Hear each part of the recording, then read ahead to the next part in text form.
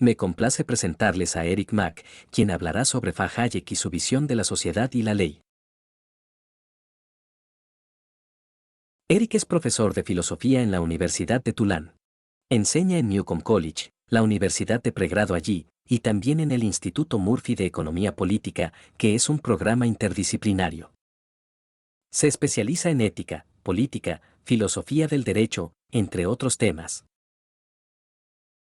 Ha editado libros de ensayos de escritores históricos, incluido uno sobre Herbert Spencer, y ha publicado algo del orden de 70 artículos en revistas profesionales de filosofía y otros campos.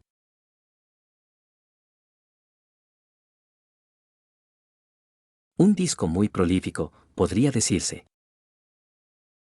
Eric ha estado involucrado en el mundo académico, enseñando y escribiendo sobre la filosofía de la libertad y el libertarismo durante bastante tiempo en la década de 1970, un punto de interés para nosotros en el centro.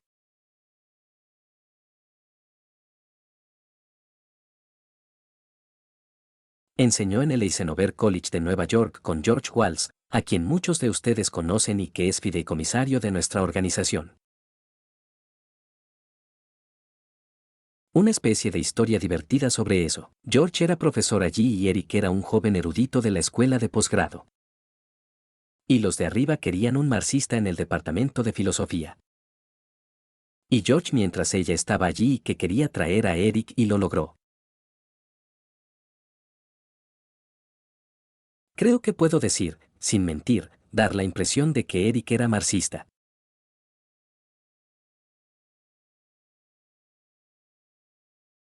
La barba ayudó, al igual que su conocimiento de Marx, que probablemente era más profundo y sistemático que el de la mayoría de los marxistas.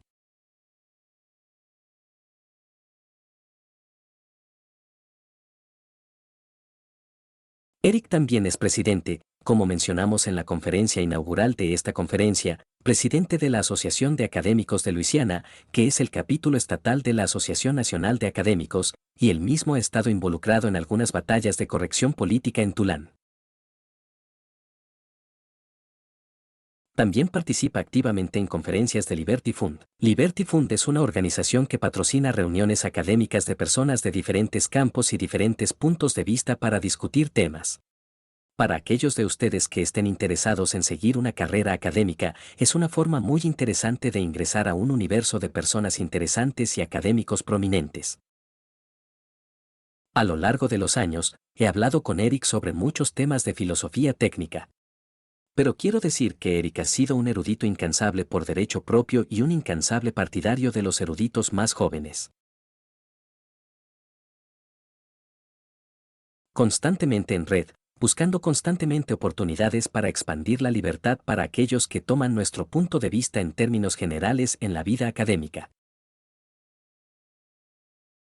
Comenzó en un momento y lo recuerdo muy bien en los años 70, cuando para estar en filosofía y ser libertario, eras automáticamente un paria de la peor clase, especialmente si escribías sobre política.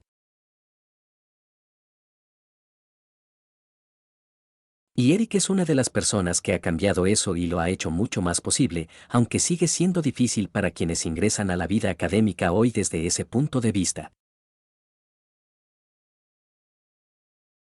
Así que estoy especialmente feliz de tener a Eric aquí hoy para hablar sobre uno de los principales contribuyentes al pensamiento liberal clásico libertario en nuestra propia era.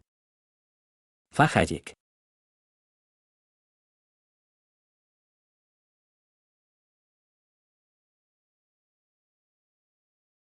Bueno, gracias. Estoy encantada de estar aquí. Muy apropiadamente, esta conferencia sobre Hayek ha evolucionado un poco desde el momento en que escribí el esquema que tiene en su carpeta.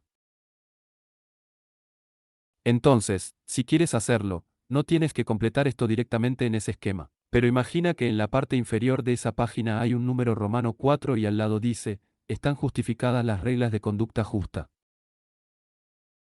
Y estos serán algunos de los temas principales de los que hablaré en la última sección de la conferencia, que consistirá en los últimos 5 o 7 minutos más o menos.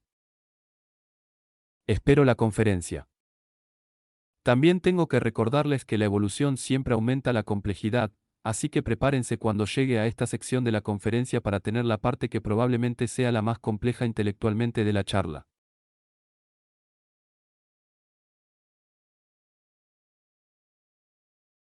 como se ve en la carpeta. Si estás viendo eso, la primera sección de mi charla se titula Mejor filosofía política a través de las ciencias sociales. Quiero hablar de algunas de las profundas ideas de Hayek sobre la naturaleza del orden social y la ley. Durante la mayor parte de esta conferencia, me centraré en las enseñanzas centrales de Hayek que son completamente consistentes y, lo que es más importante, complementarias a la cosmovisión objetivista. En el camino, también discutiré las opiniones de Hayek sobre el poder o la falta de poder de la razón consciente. Y aquí veremos algunos puntos de vista de Hayek que no son particularmente, obviamente, consistentes con todos sus puntos de vista.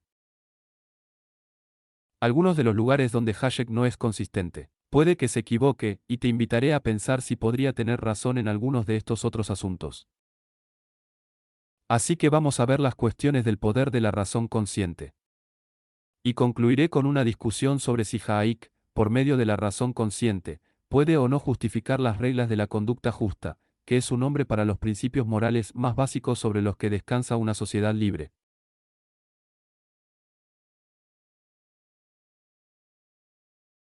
Ashaku, es apropiado mencionarlo, siempre se refirió a sí mismo como un viejo Big en el sentido de la tradición Big de la que David estaba hablando. David Masher el otro día nació en 1899 y murió en 1992. Si la supervivencia física es el estándar de valor, Hayek está a la altura. Fue una de las grandes figuras de la economía austriaca. Fue un escritor extraordinariamente prolífico en economía teórica y aplicada, en filosofía de las ciencias sociales, en historia y en teoría social y jurídica. Sus escritos técnicos se compusieron en su mayoría en la década de 1930, y si hay alguien aquí, y estoy seguro de que lo hay, que esté familiarizado con ese trabajo, esa persona tiene infinitamente más conocimientos que yo. En los años 30 y 40, Hayek publicó una serie de artículos, básicamente ampliando los argumentos dados originalmente, tal vez no del todo originalmente por Ludwig von Mises, contra la posibilidad de una planificación socialista racional. De manera más general, Hayek argumentó que la principal virtud de un sistema económico no es simplemente facilitar que las personas puedan actuar sobre el conocimiento ya existente, sino facilitar la producción de nuevos conocimientos que las personas necesitan para actuar racionalmente.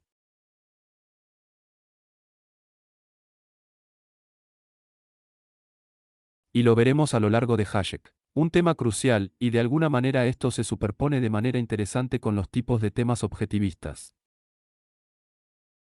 Un tema crucial es el papel del conocimiento y la importancia del conocimiento para el éxito en la vida humana, y por lo tanto, la importancia de contar con instituciones que promuevan la generación de conocimiento y que permitan a las personas actuar sobre el conocimiento que adquieren. En 1944, Hayek publicó El camino a la servidumbre, que en realidad le valió la ira de Ayn Rand en algunas cartas que escribió. Pero en realidad, contrariamente a la predicción de Rand, este trabajo no alentó el crecimiento del socialismo, sino que fue uno de los factores importantes para al menos ralentizar y quizás revertir el crecimiento del socialismo en Occidente.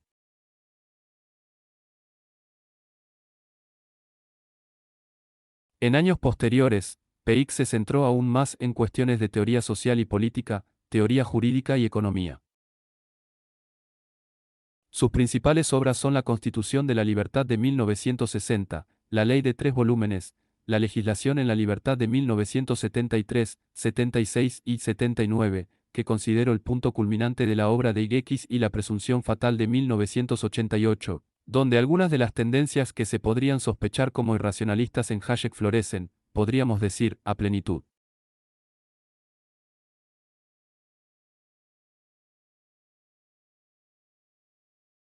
Desafortunadamente, como dije, el gran libro en mi mente es Ley, Legislación en Libertad y las ideas de las que hablaré en Hayek están, creo, mejor expresadas en el primer volumen de ese trabajo.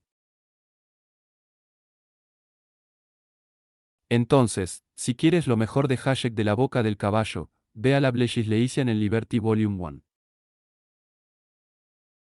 Hayek no era objetivista y como mencioné, por decirlo suavemente, e Indran no era muy fanática de los libros de Hayek. Y me siento un poco tonto al decirlo. Sin embargo, Hayek hizo una enorme contribución a la comprensión y defensa de la sociedad libre. Como dije, una contribución que complementa, en gran parte, las ideas objetivistas. Lo que quiero hacer es decir por qué hay espacio para esta complementariedad. Y mientras lo hago, eso dice algo sobre el espacio en el que opera el espacio intelectual en el que Hayek. En términos generales, el pensamiento objetivista hace dos contribuciones principales a la defensa de la sociedad libre. Una es desarrollar una teoría de los derechos como lo han hecho otras personas en el pasado y tal vez en el presente, que proporcionan un marco legal para la sociedad libre. La otra cosa que hace el objetivismo, que es más distintiva, es que celebra que las personas ejerzan las libertades que tendrían bajo un régimen de derechos. No solo que las personas deban tener estos derechos, sino que es bueno que las personas disfruten y prosperen bajo el ejercicio de esos derechos. Ambas son contribuciones al caso normativo de la sociedad libre. Ambas son contribuciones de la filosofía moral y política a la defensa de la sociedad libre. La diferencia en Hayek es que Hayek lo es. A Hayek le preocupan las cuestiones no normativas. Él dice, lo que me interesa es entender cuál es la naturaleza del orden social. Me interesa entender cuál es la naturaleza de la ley. Si piensas en retrospectiva, creo que solo por un segundo sobre una especie de literatura objetivista, no lo haces, creo que tienes muchos ensayos cuyo título es la naturaleza del orden social, el derecho o la naturaleza de la ley, ¿verdad? Ese no es un tema que se haya abordado de manera característica. Y en cualquier caso, fíjate, no es una cuestión normativa. Hayek está interesado en decir, ¿cómo podemos entender cuál es la naturaleza real de los diferentes tipos de orden social? ¿Cómo podemos entender qué es la guerra o qué diferentes tipos de leyes podrían existir dentro de diferentes tipos de orden social? Y su punto de vista es que si tenemos claro eso, de hecho habremos proporcionado una gran defensa para la sociedad libre.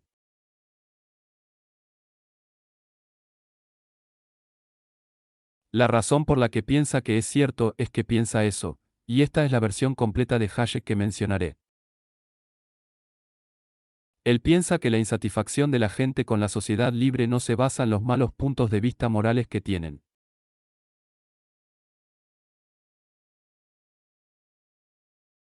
Él piensa que se basa completamente en que están confundidos sobre la verdadera naturaleza del orden social y la verdadera naturaleza de la ley. Entonces, Hayek piensa que puede eludir la pregunta de qué está bien y qué está mal, qué es bueno y malo, qué es justo e injusto. Porque ese no es el área donde radica el verdadero problema. El verdadero problema radica en el hecho de que la gente está confundida acerca de cuál es la naturaleza del orden económico, cuál es la naturaleza del orden social, cuál es la naturaleza del orden legal. Y es esta confusión la que los lleva a malas conclusiones políticas. La opinión de Hayek es que puedo aislar a estas personas del pasado incluso antes de tener que entrar en el debate moral. Yad cree esto en parte porque proviene de una tradición intelectual que decía, bueno, los problemas de las ciencias sociales están sujetos a una resolución racional. Si tenemos un debate científico, entonces podemos participar en una especie de disputa racional y llegar a lo que se reconoce como respuestas racionales. Pero en contraste, esta es la tradición de la que está saliendo. En contraste con los debates científicos, existen estos debates sobre lo correcto y lo incorrecto, lo bueno y lo malo, y estos realmente nunca se pueden resolver. Estos no son temas genuinamente científicos y por lo tanto, si realmente quieres clavar a alguien bien, no puedes clavarlo en sus puntos de vista morales. No son realmente los puntos de vista morales los que mueven al mundo, son estos puntos de vista sobre cómo es el mundo. Son los puntos de vista sobre la naturaleza de la realidad fuera de los problemas morales los que son realmente importantes. Y Hayek piensa que si tan solo puedo mostrarle a la gente cómo funciona realmente el mundo, entonces vendrán a mi lado. ¿Es correcto este punto de vista? No, ¿verdad? Lo pienso. Me referiré a estas personas de nuevo más adelante, pero piense en las personas que se inspiraron en las ideas de finales del siglo XIX en Alemania y principios del XX en Alemania de las que Stebex habló el otro día. O, las glorias de una especie de inmersión tribal. Las glorias de matar gente. O, la gloria de matarte a ti mismo, al menos mientras luchas por la gloria y el bienestar del Kaiser, ¿verdad? Bueno, el problema con esa gente, ¿verdad? No era que malinterpretaran la naturaleza del orden social o que no lo dijeran bien. Tenían muy malos valores morales, ¿verdad? Pero, sin embargo, y un punto interesante, Hayek tiene que tratar de tender a dejar de lado la visión de esas personas, ¿verdad?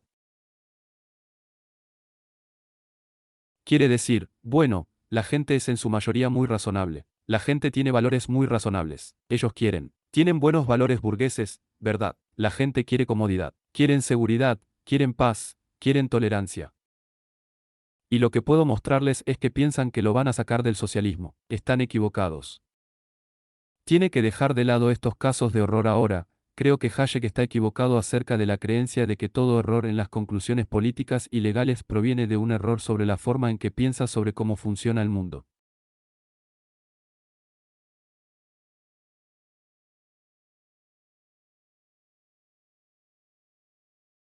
Aunque se equivoca al pensar que esto es cierto siempre, tiene razón al pensar que a menudo es así. Muy a menudo las desafortunadas opiniones políticas de las personas no se basan en ellas. Tienen la teoría equivocada de los derechos, ¿verdad? Creen que estos son los derechos. La gente tiene puntos de vista políticos desafortunados muy a menudo porque no entienden lo que es el orden social. No entienden cuáles son las condiciones del orden económico. No entienden cómo podría ser un sistema legal. Tienen una idea errónea de lo que tiene que ser la ley. Por ejemplo, asumen que para que haya ley, como hablaré con más detalle, asumen que para que haya ley, tiene que haber una autoridad indiscutible cuya palabra sea la última palabra, y eso los lleva a ciertas conclusiones políticas desafortunadas.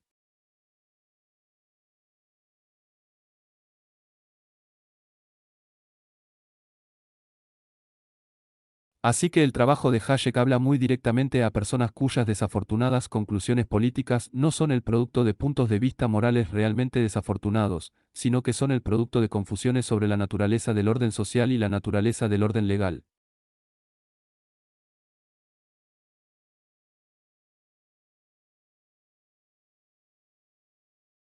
Y esto se explicará a medida que avance. Aquí hay un ejemplo del tipo de pensamiento al que me refería cuando fui por primera vez a Tulane, que fue hace un tiempo. Recuerdo haber asistido a una charla de un compañero que era un defensor del anarquismo comunalista. Así que pensó que el mundo ideal sería un mundo de pequeñas comunidades. Y dentro de estas comunidades, las personas se preocuparían mucho las unas por las otras y pasarían mucho tiempo discutiendo qué se debería hacer. Y se involucrarían en mucha cooperación y trabajarían muy duro para sostener este tipo de mundo anarquista descentralizado. Dijo muy poco sobre cómo serían las relaciones entre estas comunidades, pero sí dijo, bueno, no habrá ningún Estado central grande y poderoso que gobierne sobre estas diferentes comunidades.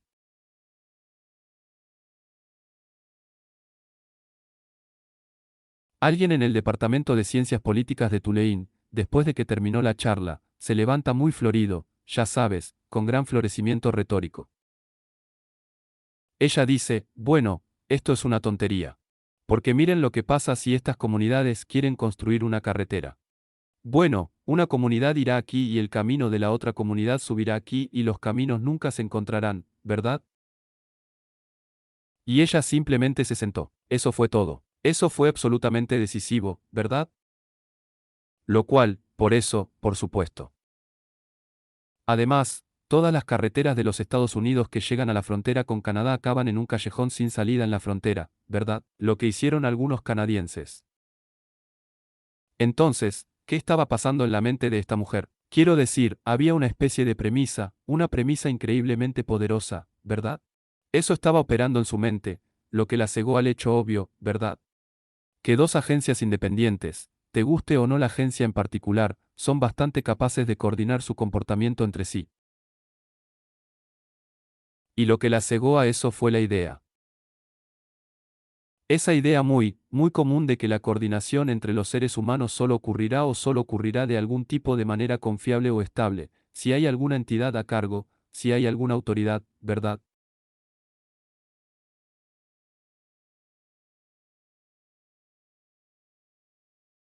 ¿Quién podrá decirle a la gente cuál es su problema y cómo deben resolverlo? Así que tenía que haber una especie de, en su visión, tenía que haber alguien que identificara la crisis de transporte entre esta comunidad y estudiara qué recursos tenían las dos comunidades para lidiar con la crisis y descubriera cuál debería ser el plan y quién debería desempeñar qué papel en la ejecución del plan y emitir las instrucciones y tal vez castigar a las personas que no siguieron las instrucciones.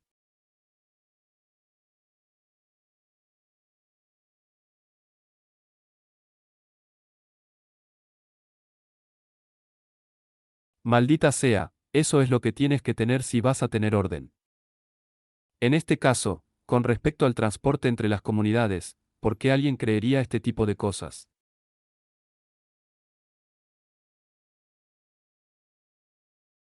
Quiero hablar un poco sobre por qué alguien podría creer esto, y es interesante porque esto resuena con todos los demás tipos de problemas. Si tuviéramos más tiempo, podríamos hablar de cómo el argumento del diseño para la existencia de Dios entra aquí, y de todo tipo de maneras maravillosas. Pero tomemos un ejemplo en particular. Alguien podría razonar así: bueno, cualquier sistema complejo se compone de muchas partes, ¿verdad? Esa es una condición de que sea un sistema complejo. Y si hay muchas partes, hay, por supuesto, muchas formas diferentes en que esas partes se pueden relacionar entre sí. De esas muchas formas diferentes en que las partes se pueden relacionar entre sí. Claramente, solo una o algunas de esas formas generarán un orden estable entre esas partes. Así que mi reloj tiene muchas partes, y hay muchas formas diferentes en que las partes podrían estar relacionadas entre sí. Supongamos que esas partes existen, y en lugar de estar simplemente por ahí, he aquí, todas están relacionadas entre sí. Para que exista un orden, ¿verdad? Las parcelas funcionan entre sí de forma estable y continua. ¿Cómo podría ser posible tal cosa? Bueno, me referí brevemente a este argumento de diseño para la existencia de Dios.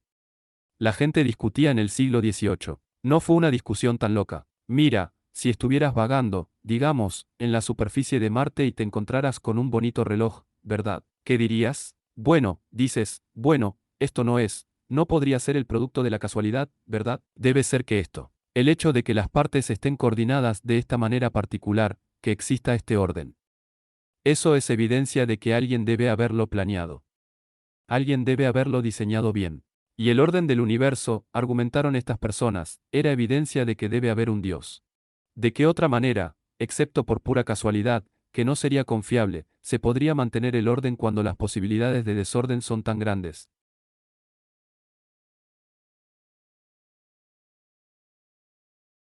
Tengo un par de ejemplos más, pero creo que tengo que moverme para no usarlos todos.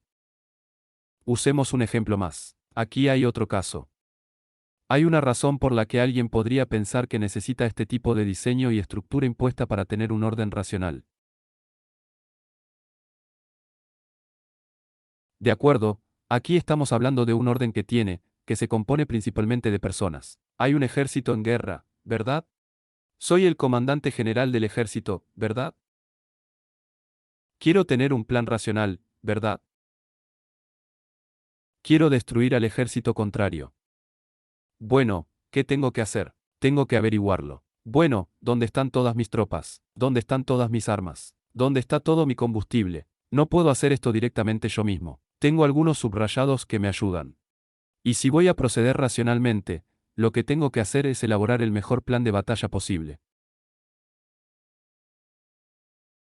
Tengo que saber dónde se debe asignar cada recurso para que su uso allí, incluidas principalmente las personas, combinado con el uso que he decidido para cada uno de los otros recursos militares que tengo, cuáles son las otras personas.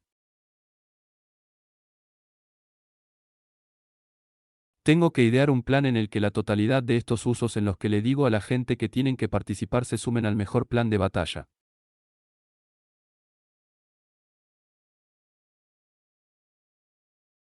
El plan de batalla que tiene más probabilidades de destruir al enemigo. Tengo este propósito y tengo que ordenar el material que está disponible para mí a fin de maximizar las posibilidades de lograr ese propósito.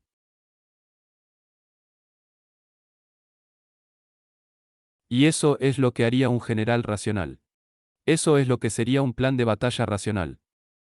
Se diseñaría, se planificaría. No le digo a la gente, oh, ya sabes, solo sal y haz lo que quieras, ¿verdad? Y si los soldados dicen, bueno, quiero ejercer mi propio juicio individual sobre cuando lo pensé, si debería pelear aquí o pelear allá, no tienes el panorama general. ¿No ves cómo tiene que coordinarse todo? Todo tiene que tener esta coordinación fundamentalmente dirigida centralmente para que haya una oportunidad de que el plan de batalla sea racional.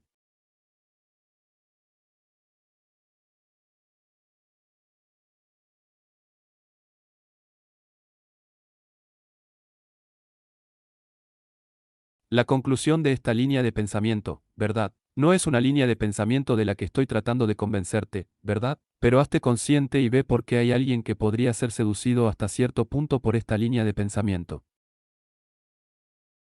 La conclusión de la línea de pensamiento es que las relaciones humanas que para que la racionalidad humana tenga influencia en el mundo social, la sociedad misma debe organizarse de acuerdo con un plan consciente dirigido a lograr el propósito de la sociedad.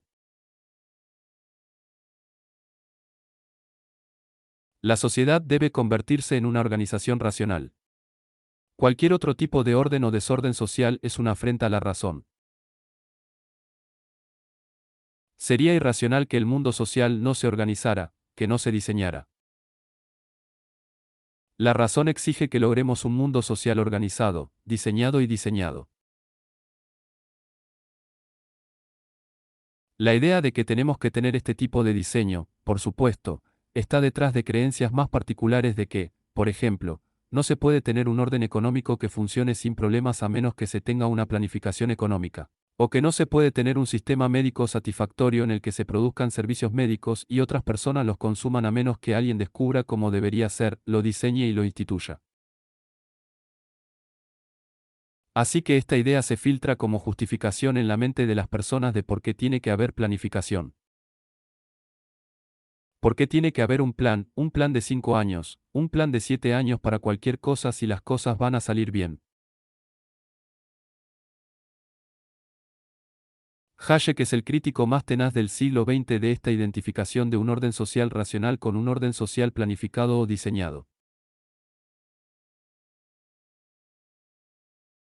Ese, en cierto modo, es su gran reclamo a la fama.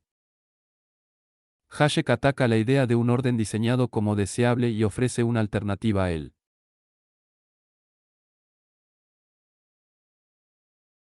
La alternativa se suele denominar orden espontáneo. La sociedad como un orden espontáneo, no una frase del todo feliz porque sugiere solo cómo surge.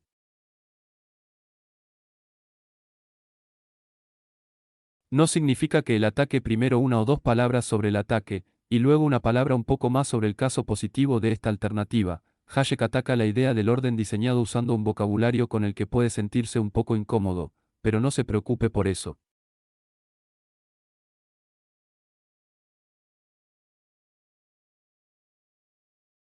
Per se, Hayek dice que la creencia de que un orden social racional tiene que ser diseñado es el producto de dos conceptos de la razón. Es el producto de un tipo de visión demasiado ambiciosa sobre los poderes de la razón. Aquí están las dos presunciones. Una es que la razón puede identificar cuál es el propósito de la sociedad en su conjunto. Porque fíjate, si vas a tener un pedido diseñado, tiene que basarse en la idea de que hay un propósito para ese pedido. El ejército tiene un propósito, destruir al enemigo.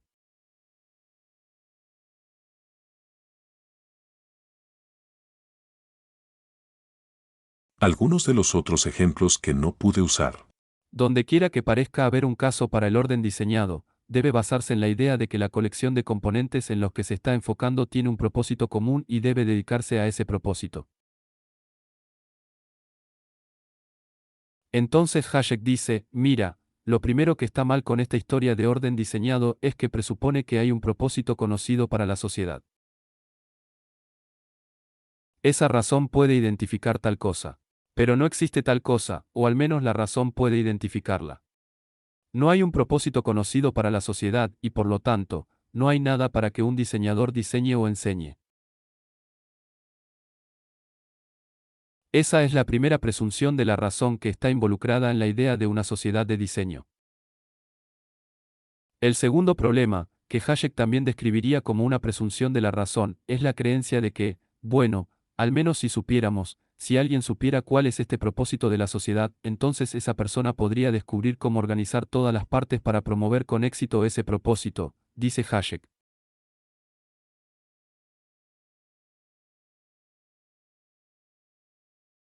No, nadie podría participar en ese proceso tampoco. Nadie, incluso si supieran cuál es el propósito de la sociedad, y realmente no hay ningún propósito para la sociedad en su conjunto. Pero incluso si supieran cuál era el propósito, no podrían saber cómo organizar todas las partes para que sirvan efectivamente a ese propósito. La creencia de que somos lo suficientemente inteligentes como para hacer eso, o la creencia de que un planificador central podría estar en posición de tener el conocimiento para hacer eso, es otra presunción de la razón.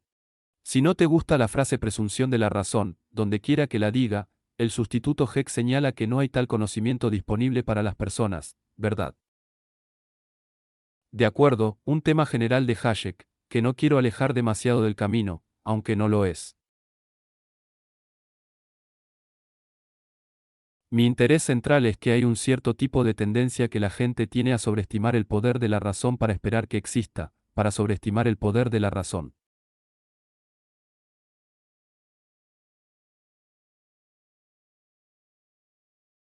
Y por eso está interesado en usar esta frase como la presunción de la razón para tratar de hacer que la gente sea más consciente de lo que él piensa que son los límites inherentes de lo que podemos esperar poder saber y hacer.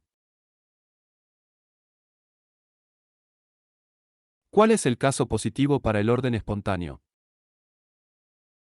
Bueno.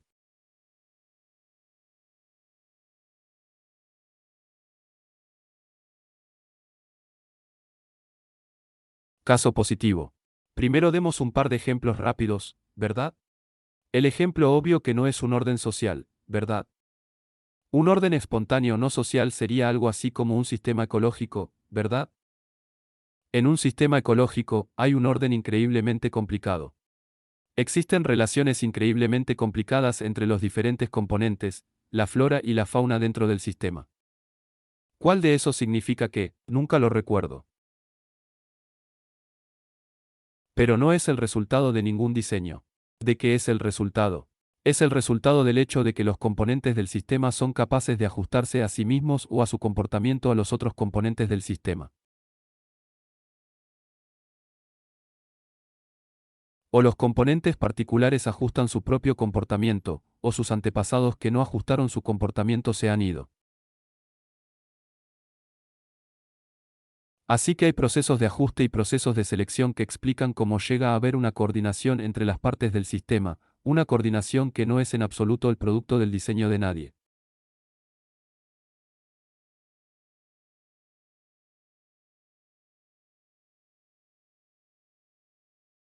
De manera similar, en el caso de un tipo de orden económico que surge dentro de una especie de contexto de propiedad privada de libre mercado.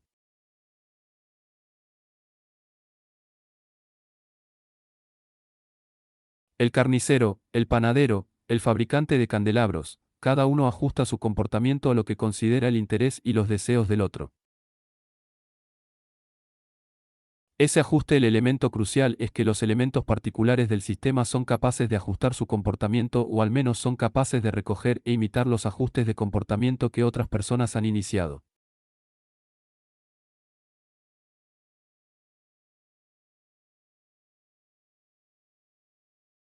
Debido a eso, las personas pueden formar unidades coherentes y cooperativas que no son el producto del diseño de nadie más. De hecho, cada persona a menudo tiene la intención de realizar una acción en particular. El panadero tiene la intención de producir pasteles más agradables o más deliciosos porque sabe que puede venderlos al fabricante de candelabros y al carnicero. El carnicero tiene la intención, por supuesto, de producir cortes de carne mejores y más deliciosos, que puede entregar antes de que se echen a perder. Así que las personas tienen todas estas intenciones particulares, basadas en su conocimiento particular y en su deseo de coordinar su comportamiento con las personas que los rodean. Pero todo eso produce un sistema conjunto y coordinado que, en su conjunto, no es el diseño de nadie y no refleja el propósito general de ningún cuerpo. El sistema económico general, al igual que el orden ecológico, no tiene un propósito propio. Los componentes del sistema tienen sus propios fines. Y, de hecho, el sistema puede surgir y desarrollarse precisamente porque a los componentes individuales se les permite actuar por sí mismos. Se les permite actuar de acuerdo con lo que Adam Smith llama sus propios principios de movimiento y no se les imponen principios de movimiento externos y extraños.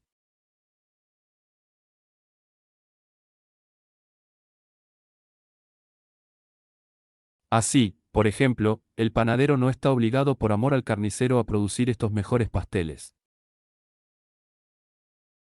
Correcto. Sus acciones, su ajuste y las posibilidades de su ajuste a los deseos del carnicero y del fabricante de candelabros son consistentes con su propio principio de movimiento, que es promover su interés.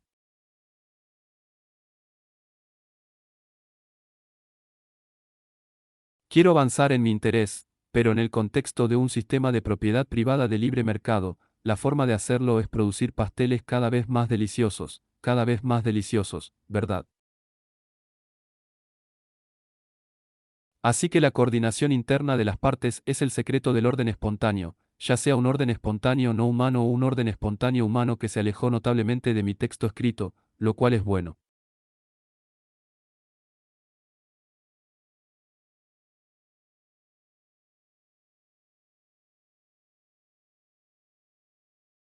Supongo.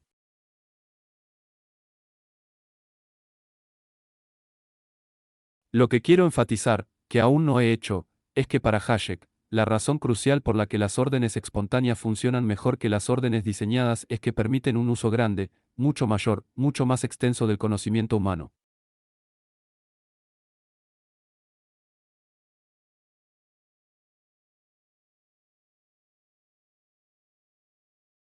La razón de esto es que la gran mayoría del conocimiento humano práctico es sobre cómo hacer las cosas, qué sería bueno hacer.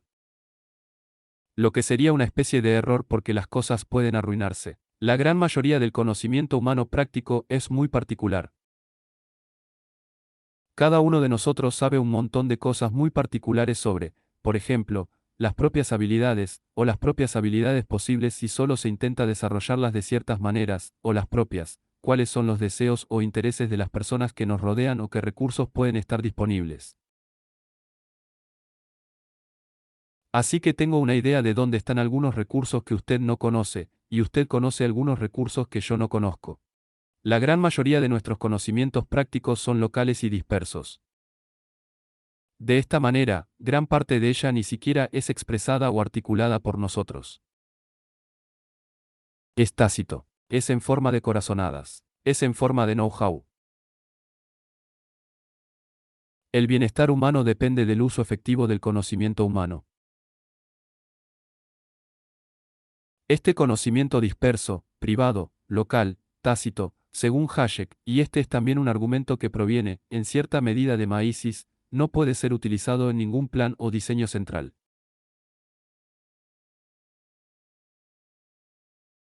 El planificador central no puede tener este conocimiento. Y ni siquiera estoy hablando del otro tema de que el planificador central no puede tener el conocimiento de que uno gana a través de los precios. BRC eliminó los precios. Ese es un tema aparte. El planificador central no puede saber lo que sabe una persona en particular. Lo que necesitamos es un sistema social que, en la medida de lo posible, permita a las personas ejercer, operar, hacer uso del conocimiento altamente individual y particular que tienen de sus propias capacidades, oportunidades y circunstancias.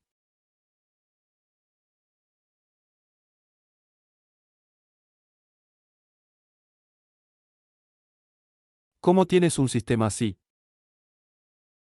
Tienes un sistema de este tipo si tienes reglas que le dicen a la gente que puede, a través de las suyas, basándose en sus mejores juicios, utilizar sus propios talentos y sus propios recursos en aras de sus propios fines elegidos.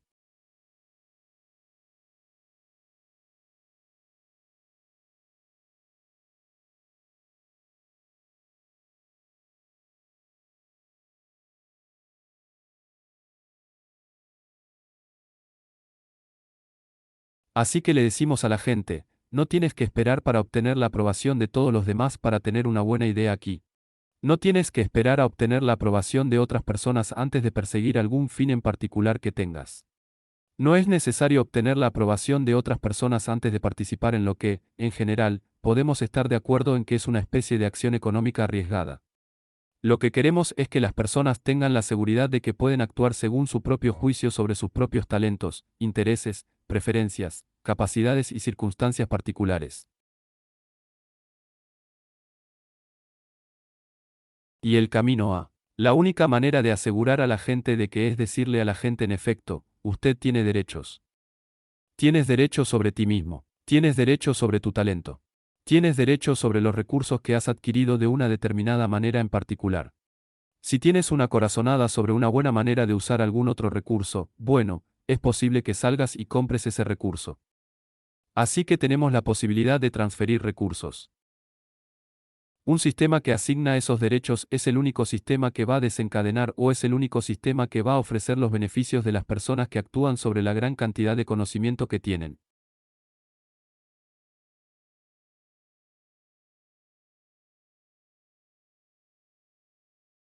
Y simultáneamente, por supuesto, tal sistema también es beneficioso para otras personas. Porque el sistema es uno en el que, aunque puedo ejercer derechos sobre mí mismo, mi propiedad y mis propios talentos, no puedo ejercer derechos sobre ti. Se te han asignado derechos sobre ti mismo y tus talentos, y así sucesivamente, para que puedas, si lo deseas, utilizar tu mejor juicio sobre cuáles son tus fines, cuáles son tus talentos y cuáles son tus circunstancias.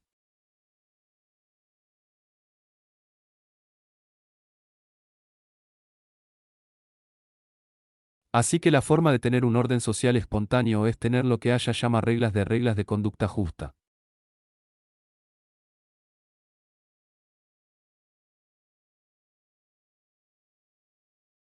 Supongo que no puedo escribirlo demasiadas veces. Y las reglas de conducta justa, como dije, han tomado la forma de la asignación de dominios inviolables o casi inviolables a cada persona en particular. Podemos tener un mundo en el que cada persona persiga sus propios fines libremente elegidos sobre la base de su mejor juicio sobre cómo se pueden alcanzar esos fines.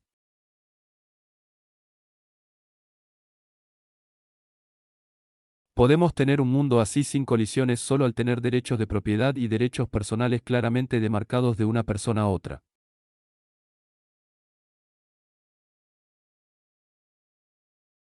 Esa es la condición necesaria de un orden social espontáneo.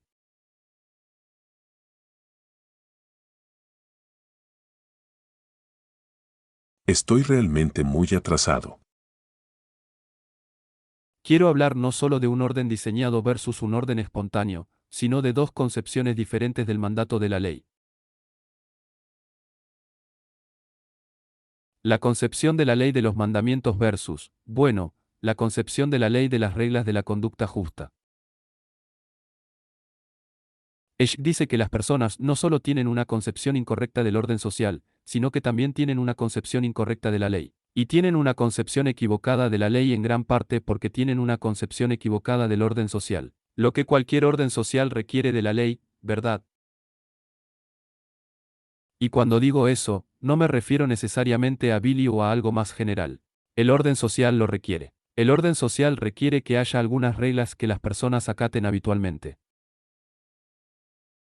¿Qué tipo de ley requiere el orden social? Bueno, depende de lo que creas que es el orden social. Si crees que el orden social es un orden diseñado, entonces te llevan naturalmente a la siguiente imagen de la ley. La ley es un conjunto de mandamientos que emana de alguna autoridad sensual y le dice a la gente con el mayor detalle posible lo que debe hacer para lograr el propósito de esa autoridad.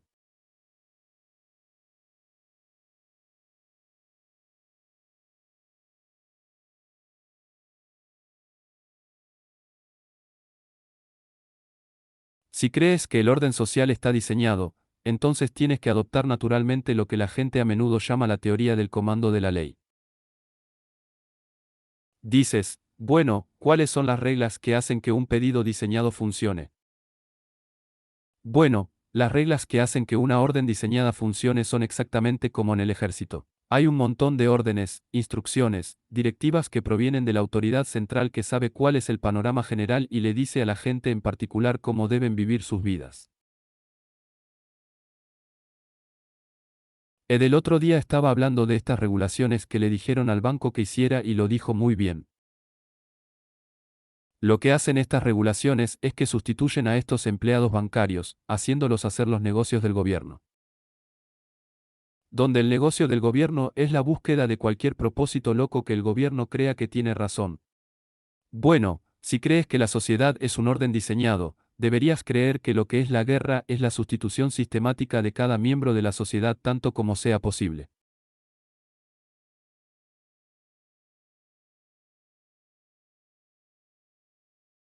Cierto, y tú crees eso, no porque digas, oh, esa es una buena ley. Solo dices, bueno, ¿qué más podría ser la ley? Cierto. Si vamos a tener una ley, tenemos que tener un conjunto de reglas impuestas que le digan a cada persona lo que debe hacer como parte de una coordinación impuesta, ¿verdad? Así como no se puede tener un ejército bien organizado sin comandos, no se puede tener una sociedad bien organizada sin leyes entendidas como comandos. De esta manera no entrarán en ella. Pero Hayek hace algo muy bueno acerca de cómo esta concepción de la ley es completamente antitética a todo el ideal del Estado de Derecho. Porque en esta concepción de la ley, cada persona en particular está sujeta, en teoría, a reglas completamente separadas. Cierto, debería actuar de esta manera. Otras personas deberían actuar de esta manera. Lo que todos deberían hacer es simplemente las actividades particulares que mejor encajen en la mente del líder con las actividades particulares de todos los demás para producir el resultado deseado.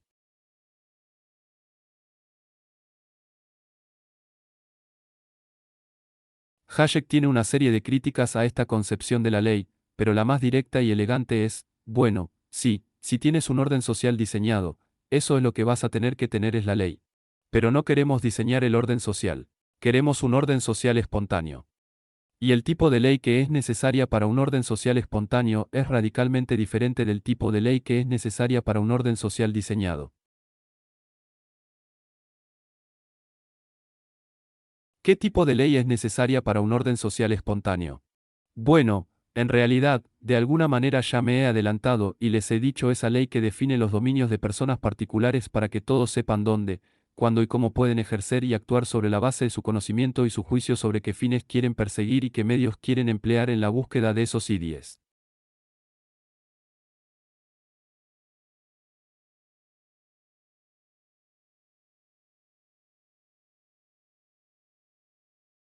Reglas que garanticen a todos el derecho a hacerlo dentro de su dominio protegido. Alterar, por consentimiento mutuo, los límites de esos dominios, pero no perseguir sus fines mediante la invasión de los dominios de otras personas.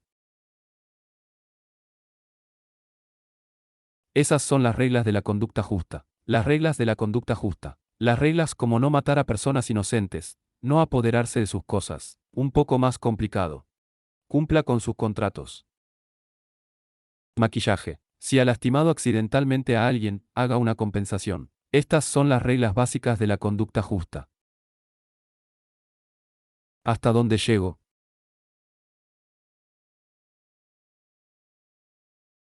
De acuerdo, no estoy justo en la frontera. Si puedo hacer un comentario rápido sobre estas cosas y luego intentaré pasar a la última sección.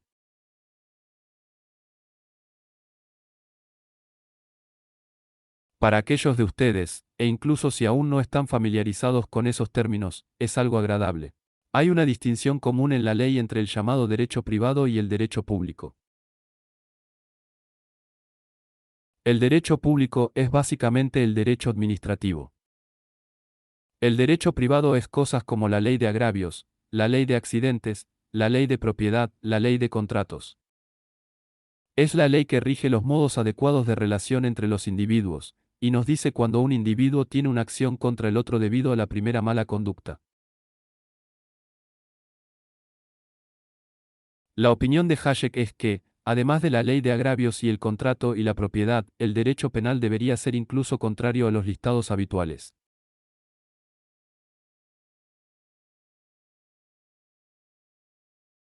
Todas estas cosas simplemente especifican los modos de interacción aceptables frente a los inaceptables entre los individuos. La afirmación de Hayek es que el derecho privado es la ley real. Eso es lo que es la ley, ¿verdad? Y todas estas cosas sobre la administración y las reglas sobre cómo debe actuar una agencia o cómo deben comportarse algunos funcionarios del gobierno, o todas esas cosas, que son de derecho público, en realidad no son leyes en absoluto.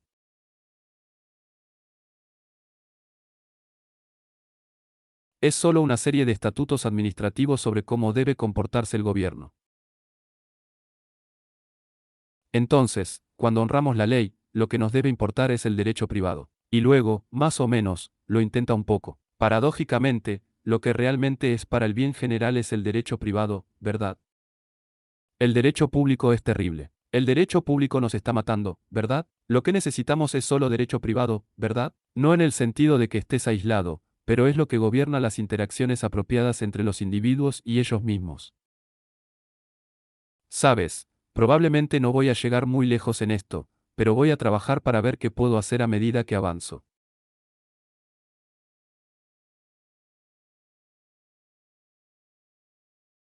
Aquí puedes pensar que Hayek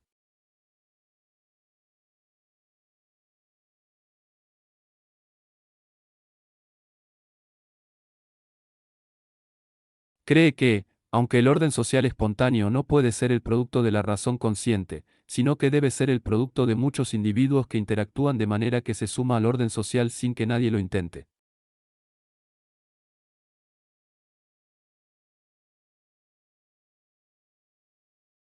Podrías pensar que Jair aún podría decirlo, y podría, pero no lo hace. Las reglas de la conducta justa, al menos, son el producto de la razón consciente. Pero Hayek no dice eso. Hayek dice que eso sería una presunción de razón. Además, la idea de que alguien y yo lo pongamos de una manera que creo que lo hace un poco plausible. La idea de que en algún lugar un tipo estaba sentado o un par de personas estaban sentadas. Dijeron, ya sabes, y un mundo de tradición aún no existe, ¿verdad? Y dicen, ya sabes, lo que realmente necesitamos es un orden social espontáneo. Bueno, ¿qué necesitaríamos para conseguir un orden social espontáneo? Bueno, ¿qué tal estas cosas llamadas reglas de conducta justa, verdad? Bueno, ¿cómo se verían? Bueno, cada uno de ellos asignaría derechos a las personas que fueron invitadas. Oye, es una gran idea, ¿verdad? Tomemos esas cosas, ¿verdad? Bueno, Hayek dice, por supuesto, que es una locura. ¿De dónde vienen las reglas de la conducta justa, verdad? Al menos en el sentido de su existencia conductual real en humanos. También son los productos de los productos de, no los productos del diseño. También evolucionan. También emergen. Las sociedades primitivas ya eran espontáneas hasta cierto punto, en el sentido de que dependían de que las personas tuvieran un sentido. Bueno, está bien actuar de esta manera con mi vecino, pero no está bien actuar de esta otra manera con mi vecino. Sociedades en las que estaban repletas de personas que tenían este sentido desarticulado. Oh, esta forma de comportarse está bien, pero esta otra forma de comportarse no está bien. Esas son las sociedades que sobreviven. Esas son las sociedades que imitaban, ¿verdad? Así que cada vez más hay sociedades en las que un número significativo de personas acatan algo como estas reglas de conducta justa. Piensan que realmente deberían comportarse de cierta manera, pero en realidad nunca han dicho, oye, ya sabes, hay una regla de comportamiento aquí que estoy comprometido a cumplir. Las reglas no están articuladas. Ciertamente, las normas no son una cuestión de legislación, y este es uno de los puntos clave. Las reglas de conducta justa, por lo tanto, la ley, según Hayek, preceden por mucho tiempo cualquier legislación.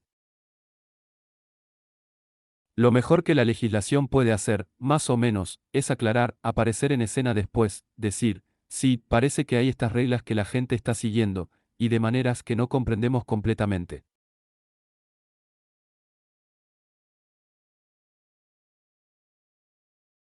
Debido a que las personas tienden a seguir estas reglas, la sociedad parece llevarse bastante bien. Bueno, Pero la gente está un poco confundida sobre lo que significan algunas de estas reglas, o las reglas pueden parecer, en algunos casos, en conflicto. Entonces, lo que hace un buen legislador es limpiar un poco eso, ¿verdad? Puede encontrar alguna regla en particular que ha evolucionado por alguna razón, pero que es una especie de callejón sin salida, por lo que elimina esa regla. Pero uno no debe pensar que las reglas básicas de la conducta justa son el producto histórico de cualquier tipo de visión racional explícita.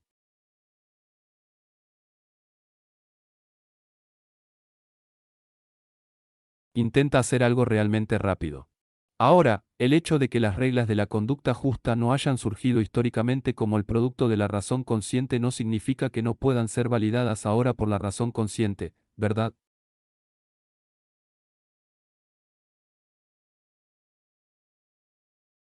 De hecho, parece que hemos estado haciendo algo así.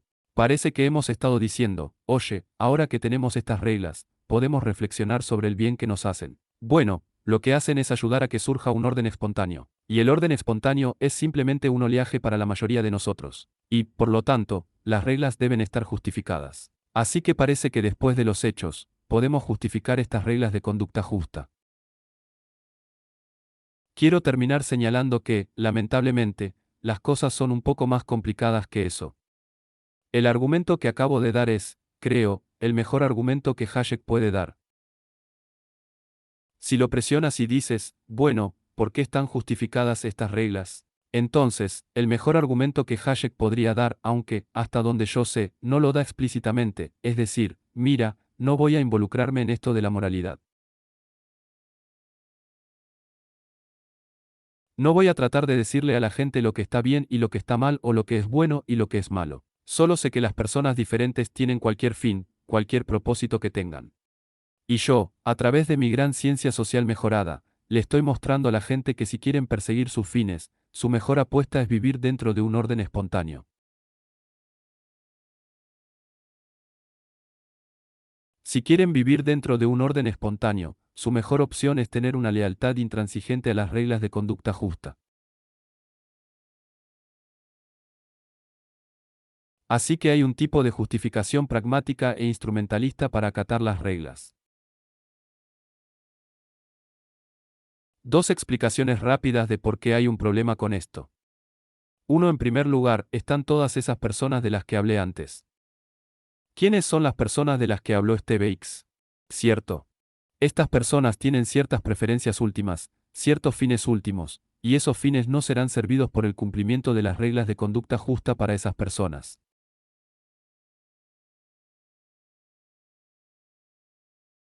No puedes ir a esas personas y recordar, dije, que esas son las personas de las que Sh tiende a querer olvidarse. No puedes ir a esas personas y decir, mira a través de mis buenas ciencias sociales. He demostrado que es probable que un régimen de estricto cumplimiento de las reglas de conducta justa le brinde bienestar material, comodidad, unas vacaciones agradables y seguridad financiera.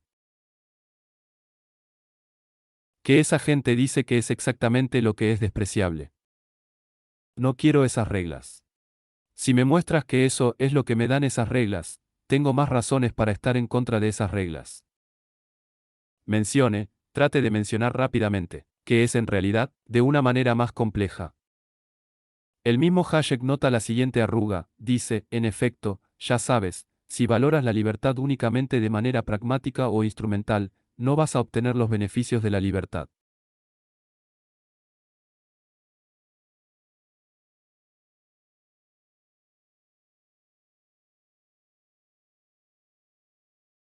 Y la razón está en Hayek de todos modos. Es que si valoras la libertad en algún tipo de argumento pragmático o instrumental, ¿qué vas a hacer cada vez que haya una pregunta de, bueno, ¿debo apegarme a la libertad o debo permitir una pequeña violación de la libertad? Cierto, lo vas a hacer. En el mundo real, te inclinarás hacia la violación de la libertad. Y la razón es que los beneficios de la violación de la libertad caso por caso siempre serán más vívidos e inmediatos que los costos de violar la libertad.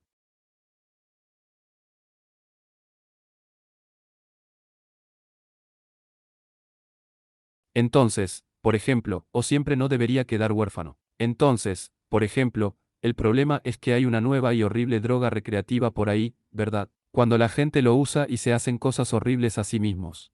Y algunos legisladores piensan que es un devoto de la libertad. Piensa, bueno, muchacho, me gusta mucho la libertad.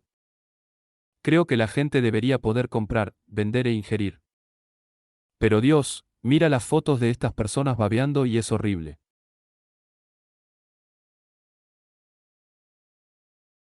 Los beneficios de la intervención, los beneficios de una pequeña violación de la libertad son increíblemente vívidos y presentes, y al menos plausibles, ¿verdad?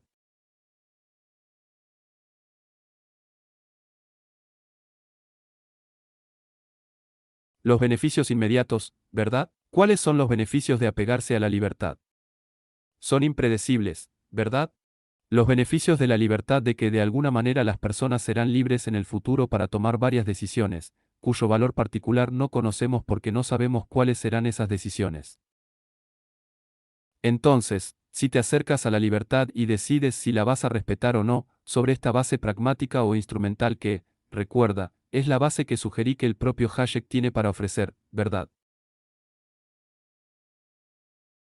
El mismo Hayek tiene un argumento para decir, si piensas en la libertad de esa manera, la libertad se pierde. Solo tú lo dices, Hayek.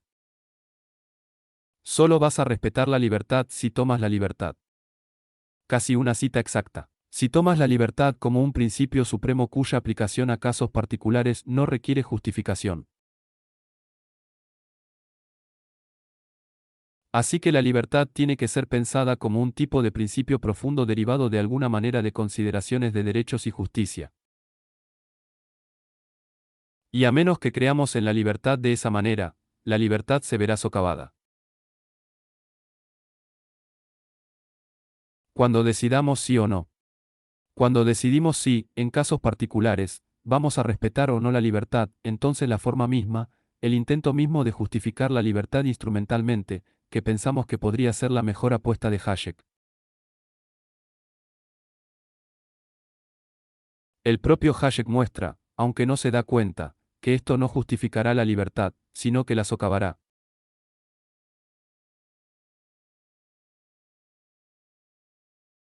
Una de las conclusiones, por lo tanto, de Hayek Social Science, es que necesitamos la libertad como un principio moral supremo o entre nuestros principios morales supremos. Sí, de hecho, vamos a tener lealtad a las reglas de conducta justa. Y por lo tanto, de hecho, si vamos a ser capaces de sostener la sociedad como un orden espontáneo y beneficiarnos de ella.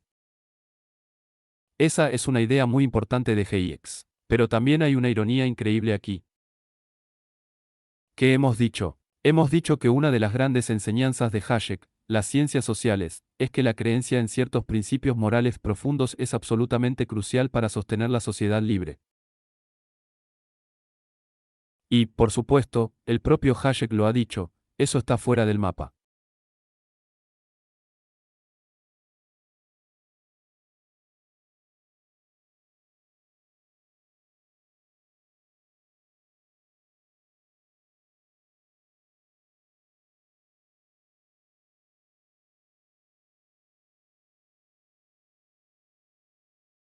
Sí, señor.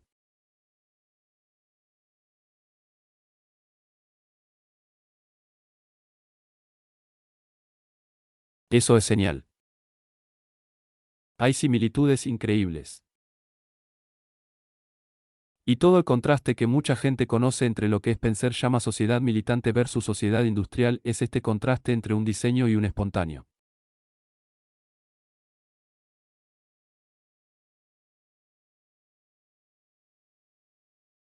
La hay.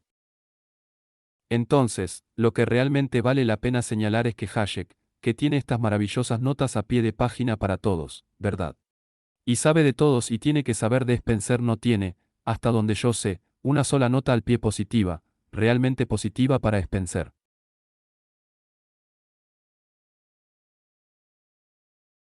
En todo el trabajo que conozco, hay un tipo de revés positivo, pero se trata de un problema muy menor. Así que creo que Hayek conocía esta gran similitud con Spencer y pensó que esa era una cruz que no quería soportar porque Spencer estaba tan desprestigiado.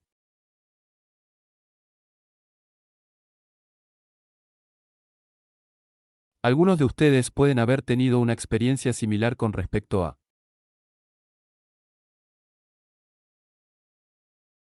parece que esto simplemente no funcionará. Hayek, ese es el problema con este concepto de este contraste entre el concepto de un orden espontáneo. El orden espontáneo bueno y el orden espontáneo malo es que la mayoría de las cosas malas que estaban en contra son en sí mismas el producto de lo que Hayek tendría que llamar procesos de orden espontáneo. Como insinuaste en tu comentario final. Es decir, nadie se sentó y dijo, tengamos un estado regulador de acuerdo con el siguiente plan, lo que teníamos en cambio era un conjunto de reglas simples para la democracia representativa. Un grupo de votantes individuales y empresarios políticos que, a través de una especie de proceso de mano invisible, generaron un resultado involuntario que tiene un cierto tipo de estructura, por así decirlo. Hagamos lo que sea que conduzca a un orden espontáneo sin introducir ningún tipo de consideraciones normativas. No parece cortarlo. Quiero decir, el punto opuesto es que estoy seguro de que la estrategia de negocios en los niveles más altos dentro de Microsoft no es el producto de un orden espontáneo, de las actividades libres, no planificadas y descoordinadas de todas las diferentes personas que trabajan en Microsoft. Hay mucho diseño y mucha planificación en marcha. Un par de cosas. 1. Creo que tu primer punto es correcto, aunque para desarrollarlo completamente, uno no querría que un cierto aclarara una cosa y es que no todas las consecuencias no deseadas son un orden espontáneo, ¿verdad? El conjunto de consecuencias no deseadas tiene que tener un cierto tipo de relación de apoyo mutuo entre sí para que sea un orden espontáneo. Pero sigo pensando que el punto 1 es fundamentalmente absolutamente correcto. Una de las cosas que dejé fuera de la discusión, ¿verdad? Lo que está en el texto, pero no en mis comentarios orales, es que, por supuesto, Hayek piensa que hay mucho espacio para la organización en el mundo. El gobierno es una organización y un gobierno, no una sociedad. Pero el gobierno es la organización que tiene el propósito de sostener las reglas de conducta justa, definirlas y apoyarlas. Y las empresas son organizaciones, ¿verdad? Y no hay nada de malo con las organizaciones, siempre y cuando no piense que la sociedad es una. Sí, sí. Creo que la intención de Hayek era más bien permitir que la evolución ocurriera en la esfera legal. Y a medida que las cosas evolucionan de los hábitos personales a las costumbres locales, a la moral y luego a la ley, eso es similar a como si los animales y las plantas no evolucionan, desaparecen, ¿verdad?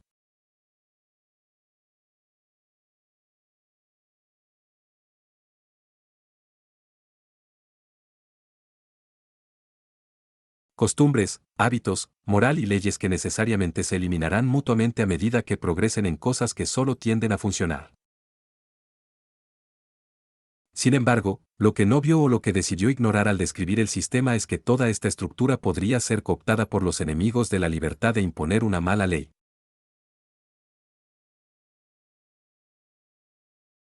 Y eso es lo que creo que realmente ha sucedido. Sí, sí, creo que tienes toda la razón. Y creo que cuando hace este tipo de cosas de historia de la tradición, es muy, muy selectivo, ¿verdad?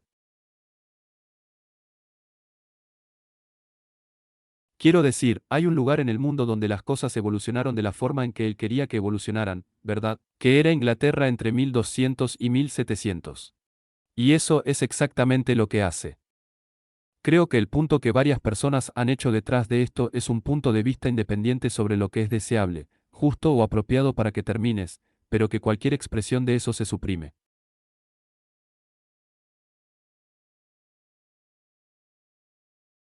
Y quiere retratarlo simplemente como un ejercicio descriptivo histórico.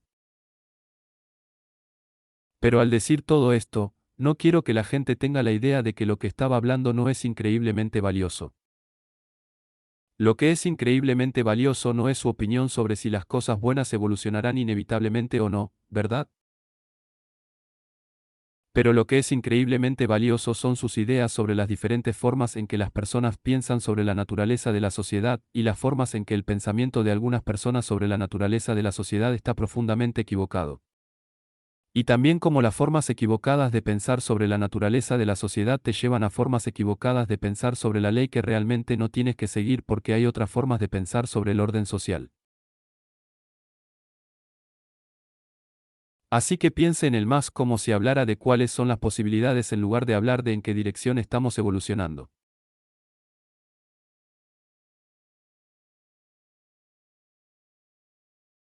Sí, por supuesto. Gracias, Eric. En realidad, gracias por esta conferencia. Realmente lo aprecio. Es hora de que Hayek tenga algo de atención aquí en el objetivo de sus círculos, y creo que me gustaría traerlos un poco más a favor de ella en nombre de Hayek. El objetivismo ha sufrido mucho por su falta de Hayek, o por su falta de aprecio por el orden espontáneo.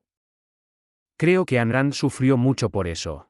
Y creo que podemos verlo no solo en sus puntos de vista sobre el gobierno o en los puntos de vista objetivistas sobre el gobierno, sino también en, por ejemplo, el constructivismo racionalista es lo que Yad lo llamó, que es el mismo tipo de orden racional impuesto al yo o al alma, la evolución del individuo. Así que creo que por eso, creo que el objetivismo tiene algunas antipatías culturales hacia el alto aprecio por el orden espontáneo. Creo que provienen de un punto de vista estético. Esperaba que pudiera comentar sobre eso, pero no veo cómo alguien puede apreciar plenamente el orden espontáneo y no reconocer que la ley y la gobernanza pueden ponerse en marcha.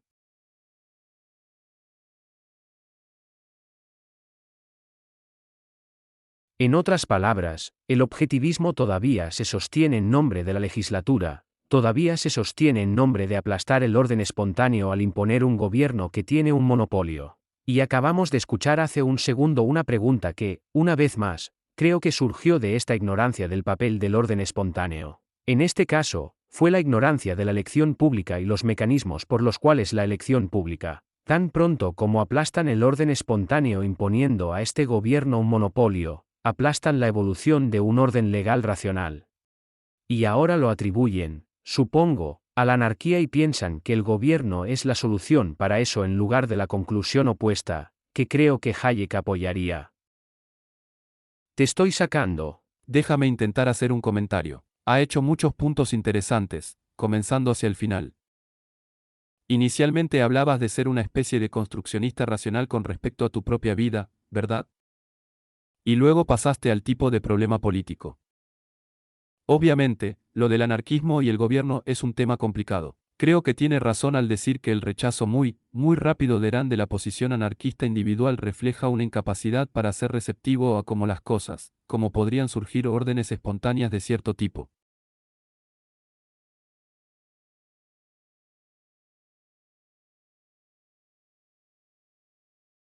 Así que creo que es correcto. Cuando originalmente estaba pensando en estas charlas, tuve un momento muy ambicioso para un segundo derecho. Me di cuenta de que era demasiado ambicioso, que era tratar de decir que Hayek tiene este punto de vista sobre cómo esta perspectiva racional constructivista que tenemos sobre el orden social y que esto está equivocado y que los objetivistas tenderán a no estar sujetos a ese error.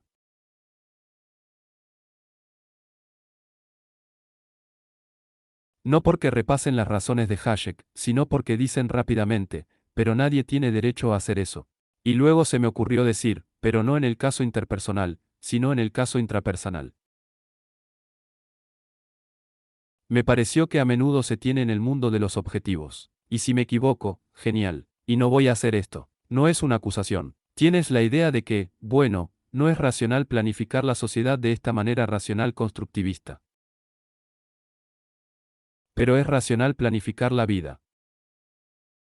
Ahora, no estoy en contra de ser razonable al hacerme, pero parece haber una subestimación de cómo las cosas que uno podría haber heredado en términos de hábitos, creencias o relaciones pueden ser valiosas, o cómo las cosas pueden encajar bien en la vida de uno por medio de una gran casualidad y no por algún tipo de construcción racional.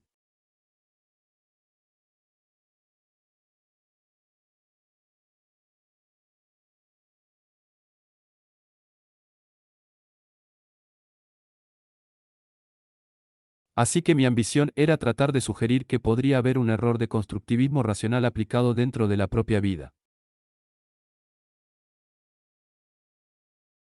Pero no lo he resuelto y puede haber otros elementos. Pero hablemos. Gracias.